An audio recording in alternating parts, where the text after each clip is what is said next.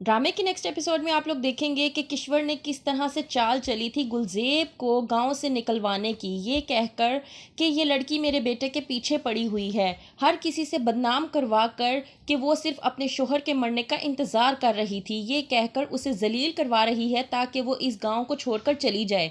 लेकिन कहती है किश्वर तबरेज़ को कि मैंने उसको इतना कुछ करवाने की कोशिश की लेकिन वो ये गांव छोड़कर नहीं गई। फिर बाद में पता चला कि असल चोर तो मेरे अपने घर में मौजूद है। तबरेज़ कुछ भी जवाब नहीं देता अपनी माँ को और वहाँ से चला जाता है गुलजेब के पास और जाकर बात करने की कोशिश करता है। गुलजेब चिल्ला कर तबरेज़ को कहती है कि आखिर आपने समझ क्या रखा है, मुझे मेरा तमाशा बनाकर रख दिया है। दूसरी तरफ आपकी माँ मुझे ज़लीलो ख्वार करने की कोशिश कर रही है। कोई औरत आती है, वो मुझे ये आकर कहती है कि मैं आपको बिला वजह घर में बुलाती हूँ। कोई आकर मुझे ये कह जाती है कि मैं अपने शोहर के मरने का इंतज़ार कर रही थी। क्या इसी दिन के लिए आपने मुझसे शादी की थी?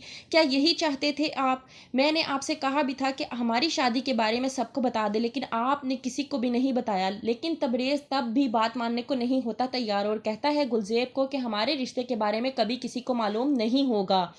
दूसरी तरफ किश्वर तबरेज़ को कहती है कि तुमने जिससे शादी करनी थी वो कर ली, लेकिन वो लड़की इस घर में नहीं आ सकती। और ये बात अपने दिमाग में बिठा लो कि उस लड़की से शादी तुम्हारी, आलिया और तुम्हारी शादी के बीच में रुकावट नहीं बननी चाहिए, क्योंकि मैं इस घर में आलिया को ही बहू बनाकर लाना चाहती हूँ। आलिया चाहती है अपने वालिद के पास और जाकर बताती है कि तबरेज़ पहले से ही शादी कर चुका है किसी गुलजेब नाम की औरत के साथ। वहीं पर वो उसका बाप परेशान हो जाता है और बुलाता है तबरेज़ को अपने पास। तबरेज़ से पूछता है कि क्या तुम्हारी शादी हो चुकी है? तबरेज़ कोई जवाब नहीं देता, लेकिन उसके बावजूद आलिया के वालिद तबरेज़ से ये कहते हैं कि तुम्हारी शादी फिर भी आलिया के साथ होगी और मैं नहीं चाहता कि तुम्हारी और आलिया की शादी में किसी भी किस्म की कोई भी रुकावट हो। तो बेहतर ये है कि बात अपने ज़हन नशीन कर लो कि तुम्हारी और आलिया की शादी होकर रहेगी। दूसरी तरफ महानूर की बहन आयशा की तबीयत हो जाती है ख़राब, जिसकी बिना पर वो हो जाती है बेहोश। लेकर जाता है शहराम उसे हॉस्पिटल में। महानूर आती है वहाँ पर और अपनी बहन की तबीयत देखने ही लगती है कि वहाँ पे शहराम आ जाता है। महानूर का टकराव होता है शहराम के साथ और वो उसको कहती है कि हमें आपकी किसी भी मदद की ज़रूरत नहीं है, मैं नहीं चाहती कि आप मेरे ख़ानदान के किसी भी मामलात में दखल अंदाज़ी करें।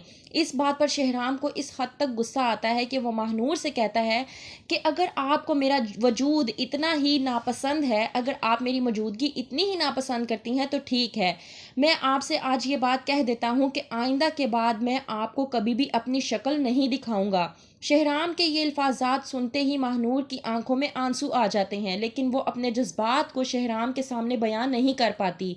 शहराम एक साइड पे खड़ा होकर आयशा की तबीयत जानने के लिए खड़ा होता है।